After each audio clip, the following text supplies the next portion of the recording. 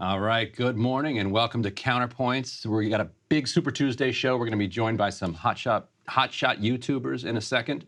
We're going to talk, but let's talk about State of the Union first. Yeah, State of the Union. Speaking of those hotshot YouTubers, yes. They're joining us for the Super Tuesday breakdown. But Saagar, Krystal, Ryan, and myself will be here for the State of the Union pre-show starting tomorrow at 8:30 p.m. Then live, Saagar's not happy about this, starting at 10 p.m., way past his bedtime, to take questions from premium subscribers. So make sure you stay tuned for that. Get a premium subscription if you want to watch.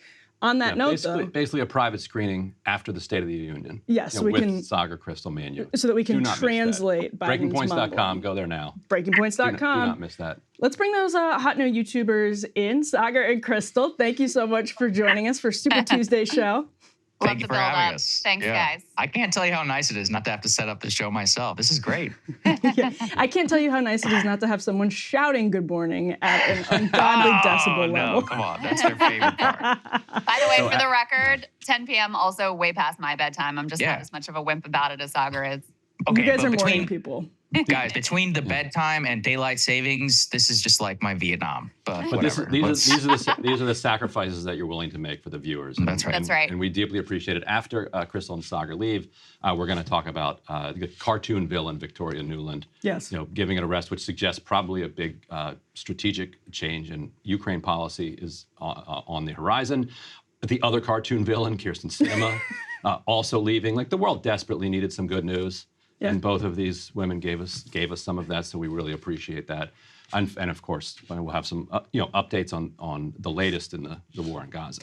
So I don't want to keep going on the cartoon villain trend, but I will, because the big news this morning is that Nikki Haley has dropped out of the presidential race after getting clobbered in every state, with the exception of Ryan's favorite state, Vermont, yesterday by double digits. Nikki Haley ended up winning Vermont with about a 3-point margin so far as we can tell. But in other states, I think the closest was Utah, and she lost Utah by 18 points. So if you're watching, you can see the delegate count here overall. 995 delegates for Donald Trump, 89 delegates for Nikki Haley. Trump needs 1,200, so actually 1,215 to win the nomination precisely. He's already at 995, and he has healthy leads basically in most of the polls across the country on this one.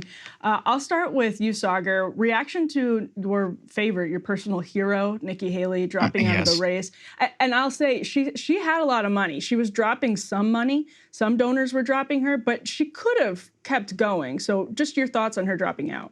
I mean, it's just about the credible case. It's been a long time coming now for Nikki Haley dropping out. I guess it is a tough day for the brown ceiling here of Indian American GOP politicians who are running out. But overall, I think whenever we look at her candidacy, we are seeing a couple of things. I will give her at least some credit, as loath as I am. She did win, 20, 30% of the vote in a lot of the primaries that happened last night. She certainly did get the DC primary, I guess, and she proved her constituency. And I think some of the themes that we'll be talking about today have less to do with the Nikki Haley candidacy than what that type of voter who even craves something like that, what are they going to do in November? So I think that's the big question on the Republican side. And I think the theme of today's show is that both of these candidates have critical parts of their coalition where there are big question marks as to what they're actually going to do whenever it does come to the general election. Krystal, on that note, we can put A2 up on the screen. This is the margin in Vermont, so everyone can see exactly how well Nikki Haley did in Vermont. So she prevents Trump from getting that 50-state sweep, just barely. But Krystal, it is true. Saagar is absolutely right that Nikki Haley came away in some of these states. She spent a lot of money, outspent a lot of her competition along the way, but she did come around 30 to 40% in some of these contests, even in swing states, critical states like a South Carolina, something to that effect. So whether or not she endorses Trump is a huge question. What do you expect to see from Nikki Haley on that front?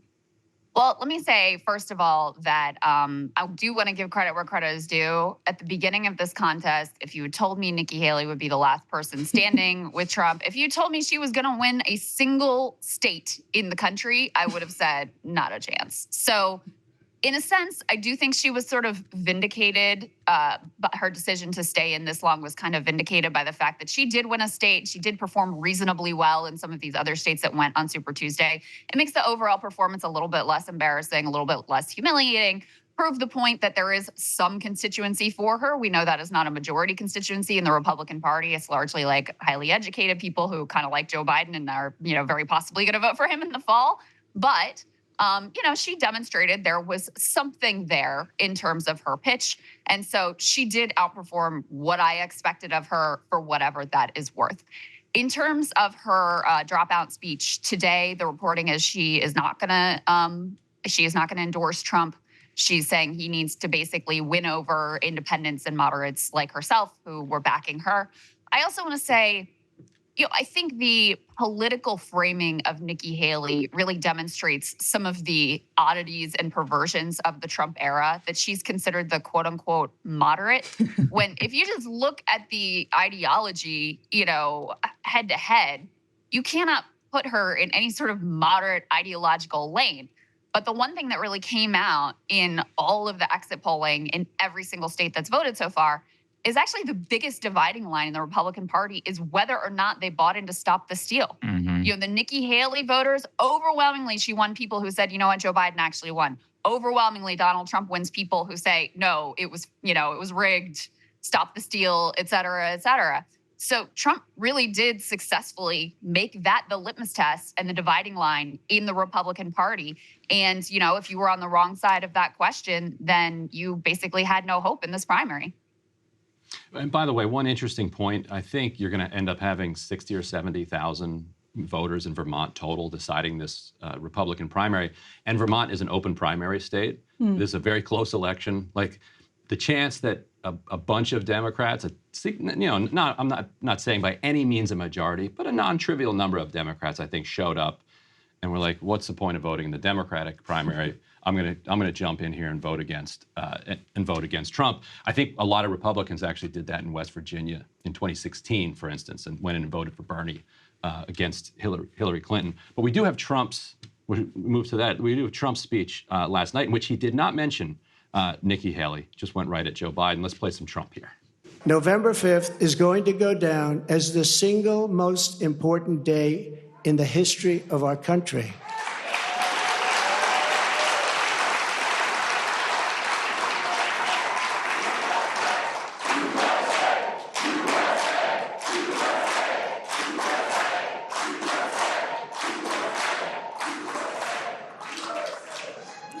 We're going to take it and we're going to make it like it should be, respected. Right now, we're not respected. Right now, our country is known as a joke. It's a joke. Other leaders who I speak to, other leaders can't believe what happened to us. Because 3 years ago, we were the most respected country anywhere in the world by far. We were doing things that nobody could believe. China was paying us billions and billions of dollars. In 25 years, they paid us nothing, zero, not 10 cents. I was getting billions of dollars, and they were happy about it, as happy as you can be. Of course, maybe there's reasons for things having happened, but they were not so happy with certain things, I guess, based on things that took place. But we were getting along with everybody. We were getting along, and we were respected by everybody. We had no wars. Remember when I had the debate with Hillary Clinton? She said, look at him. Look at that personality. He's going to cause wars. I said, no, my personality is going to keep us out of wars. And that's what happened. So Ryan is losing it. That's so good. Love it. I mean, there were no wars. Okay. He started riffing at one point about the military's goggles. I don't know if anyone else caught that. the gold, just the selling gold along the side from Newsmax, just so perfect. Yeah, it's great. Like no notes. That's the Republican Party. So there's a lot of sort of. Go ahead, Saagar. Well, I just think, This is the frame. It's Trump is the cult of personality. I want to pick up on where Krystal left off. He has successfully, I talked about this ad nauseum during the Trump era. If people want to go back and watch, he successfully defined MAGA as a complete litmus test on him and him alone, on impeachment, on stop the steal, on allegiance to him as a party figure, instead of really defining it along any sort of policy line. Actually, you can see a lot of that in some of the primary results that happened last night. Because remember, it wasn't just what was going on with the presidential election. Down in Texas, we saw several judges, for example, face serious problems in their primaries who had ruled against Ken Paxton, for example, on election lawsuits. That actually shows me that it's not just the Trump top line, versus him and Nikki Haley. It's his successful takeover. And whenever he does push certain things like stop the steal, he says, this is the dividing line. Voters are not willing to just come out for him. They're also willing to come out for anybody who appeared to have wronged him. And then, look, these are not national races, per se, but the Texas GOP successfully was able to argue that any judge, even if they're typical Bush-style Republicans, that ruled to limit the ability of Ken Paxton to try and to, whatever he was doing with the 2020 election, that was enough in order to make sure that they were to face challenges. And we saw that in some of the other primary challenges, all really across the entire country last night, for the specific type of America first, as in Trump type person blowing it out. And then a more traditional type like Dan Crenshaw, I believe you highlighted this, Emily, not doing nearly as well as he did last time around. His margin is down by quite a bit, actually. And this is probably a good point to put these Loudoun County results up on the screen. So control room, I'm going to go and start with A5 here. Loudoun County, Virginia, was hyped in the media. This is from, by the way, if you're looking at this is the results from 2016. Loudoun County is really hyped by the media as one of the key swing counties. It's sort of a bellwether county that you can take a look at here for how, the mood is. And Marco Rubio cleaned up pretty handily back in 2016, 40% of the vote. Ted Cruz himself had about 15% of the vote. Even John Kasich got about 11% of the vote. And Trump was only at 28% of the vote back then. Now, contrast that. I don't know if we have this image. We can put it up if we do. But contrast that with what happened last night, 2024. Trump won Loudoun County really clearly, very wealthy county.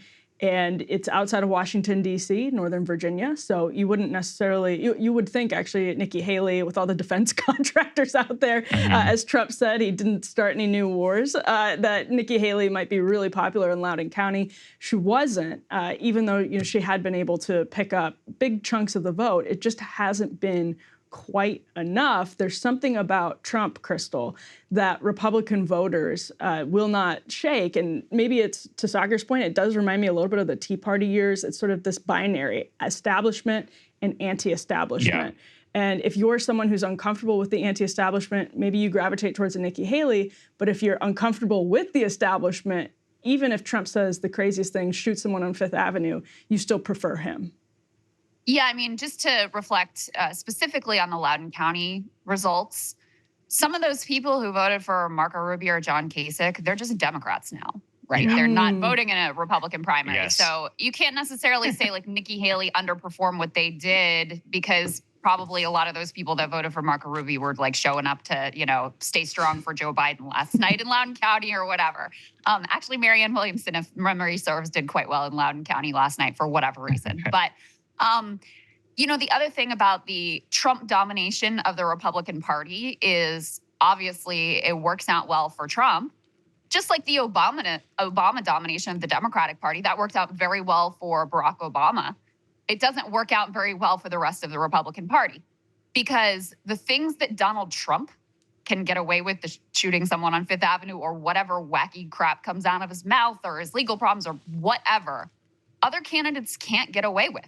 Mm-hmm. And so that's a big part of the story of why 2022 was such an underperformance for Republicans, because, a bunch of these like Trump fringe weirdos who were absolutely repellent to just normal people won the primary, and then lo and behold got blown out in a state like Pennsylvania where they're losing by double digits when they should have, basically been a lock to win in that year. And that's both at the governor's level and, with Fetterman and Oz, that's a whole other story. But North Carolina is an example of this. Last night, the Republican nominee for governor there is apparently really wacky. You know, I haven't looked into all of these statements, but people are circulating online all kinds of things that he's said that are really out there. In North Carolina, I mean, that's a state where Republicans should easily win the governorship. But at the state level, voters will pick a Democrat, you know, especially when you're talking about a state race and not a federal race. So they very likely handed Democrats a, potential victory in that state when that was completely unnecessary because of how fringe some of these candidates have become, following in the quote unquote anti-establishment mold of Donald Trump, which at this point, that framing to me is not really accurate given this is the guy who served the establishment quite handily when he was in office. You could see a lot of Wall Street. You've seen people like Jamie Dimon and others saying like, yeah, it wouldn't be so bad to have him again, sort of reconciling themselves to him. The Davos said perfectly fine with another Trump presidency. So the vibe is anti-establishment. The reality is very different. Yeah, I certainly agree with that. Now, let's get some video because for the control room, just a heads up, I'm going to do A4 and A9 here because these are two videos that Nikki Haley got of, Nikki Haley was out there talking to voters, filming herself. No, MSNBC got of Nikki Haley voters, and these are somewhat amusing clips. Let's start with A4. This is actually a Trump voter, Republican voter. Let's roll that. Nikki Haley is irrelevant. Why irrelevant? Because it's obvious that she's just there representing the rhino part of the Republican Party, and she has no chance. And she knows it, and everyone knows it. It's self-evident. Did you vote for Trump in 2020? I did. And what made you switch from Trump to Nikki Haley? The man is a lunatic, and I think he's terrible for the country. What are you thinking about when you say that? Just that he lies, he cheats, he's bankrupted millions of businesses and people, and I don't see anything good about him. Let me ask, if Donald Trump is the nominee in November, do you support Joe Biden over Donald Trump? No. What do you do? I don't know. It will be a hard decision. Two North Carolina voters there. Ryan, what do you make of it? We didn't do the one who told CNN that the reason he isn't going to vote for Nikki Haley is because she doesn't have balls to scratch, which is apparently a prerequisite for being a good president, according to this guy. A good female president. Any president. It's a universal requirement. So, yeah, we have more on this. So if we put A7 up on the screen, there's some really interesting exit poll results. This is California. Will you vote for the Republican nominee regardless of who it is? Trump voters answered yes, 71%. 22% said no. Haley voters, only 26% said yes. 69% said no. And then we can go to A8 as well for some more exit polling results. This is North Carolina Republican primary voters. Haley voters, Biden job approval, 48%. 48% of Nikki Haley voters, North Carolina, approve of Joe Biden, 52% disapprove. Now you go to Trump voters, 2% approve of Joe Biden, 96% disapprove. I'd love to know, Saagar, who those 2% of approving voters are. Hey, they exist. We covered actually in our show yesterday that 10% or so of Biden voters are actually going to be voting for Trump this time around, if we look at some of the swing data that Nate Silver dug into. But, look, I think, again, the theme of our show for today and for next with the Democratic bloc is that there are parts of these coalitions where they're genuinely up for grabs across either from the other or in terms of taking votes away. I would also be remiss if I didn't say that RFK Jr. appears to have qualified for the ballot in Nevada, or he at least attained enough signatures yesterday. So that's another critical battleground state that kind of throws everything into whack here. So what are these people going to do? Are they going to come out to vote for Biden? Like that lady, for example, she's like, I don't know. It's going to be a hard decision. She may just not vote. A lot of people don't vote, actually, or they just don't vote at the top of the ticket. They could go third party. So there's a significant amount of chaos factor that I think goes into this election. And I've been continuing and been doing a lot more research on the 1992 presidential election just to look at how things worked out. Well, you have to, right? Yesterday, by the way, I shouted out the 92 Bill Clinton nominee speech. It's on YouTube. I've been going back and watching some of the debates with Ross Perot, who, by the way, was unfairly maligned at the time. But the point is that Bill Clinton only won the popular vote by some 42%. He did win some 300 votes, 300 some electoral college votes. But the Perot candidacy and also the ability to strip some of it away from H.W. Bush was critical, actually, in getting Clinton across the finish line. So, I mean, increasingly, I am seeing enough chaos in there that you could see either of these candidates, Donald Trump or Joe Biden, actually win the electoral college and thus the presidential election with a not even close to like a majority of the overall popular vote, because you have so many of these different constituencies that are up for grabs, and you have multitudes of third-party candidacies and record high dissatisfaction with both of these incumbents. So it's a very, very different dynamic than 2020. And one of the key differences you just hit on it's the level of dissatisfaction. So in 1992, what's interesting is that I think the public kind of was okay with George H.W. Bush and Bill Clinton. Like the people who voted for Ross Perot, they didn't like the system. They didn't trust the whole thing. They thought the country was going off the rails. But personally, when it came to Bush and Clinton, they're like, I mean, they didn't think that they were gonna destroy the country. That their election to the White House would be the end of the American experiment. Like none of them really thought that. Today, you have significant portions of both electorates that think if the other person wins, it's the end of the world.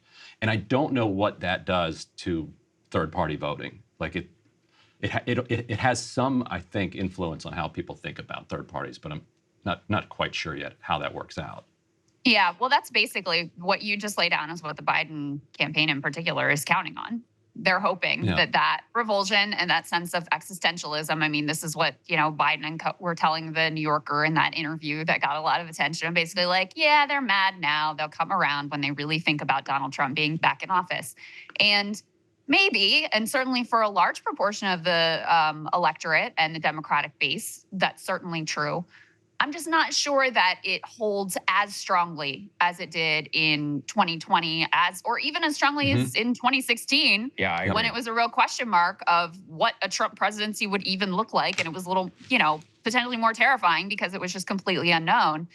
Now you have people like, well, it wasn't great, but we got through 4 years. Right. So maybe this world isn't literally going to end. I wanted to just react to, because it's a big media conversation, understandably so, about Nikki Haley voters saying they're not necessarily going to vote for Donald Trump in the fall. I think the fact that you have such high approval rating for Joe Biden among Nikki Haley voters tells you something about who her electorate actually was, like who was voting for Nikki Haley. And I think it was mostly not Republicans. Like even the independents who voted for her, there are a lot of people call themselves independents, but really when it comes down to it, they're either every election voting D or every election voting R. And since there wasn't much of a contest on the Democratic side, I do think you had overwhelmingly those types of independents saying, well, I really think Trump's a maniac, so let me cross over and try to boost my girl Nikki for the primary. And, at the end of the day, I'm probably coming back home to Joe Biden. So, I think it's a warning sign. I think it's something to pay attention to. But my guess is the, suburban college-educated people who were going to be horrified by Trump and vote for Democrats because of it, like that ship has probably already sailed. We've probably already seen that realignment occur over the years that he has been in public office. Totally agree, Krystal.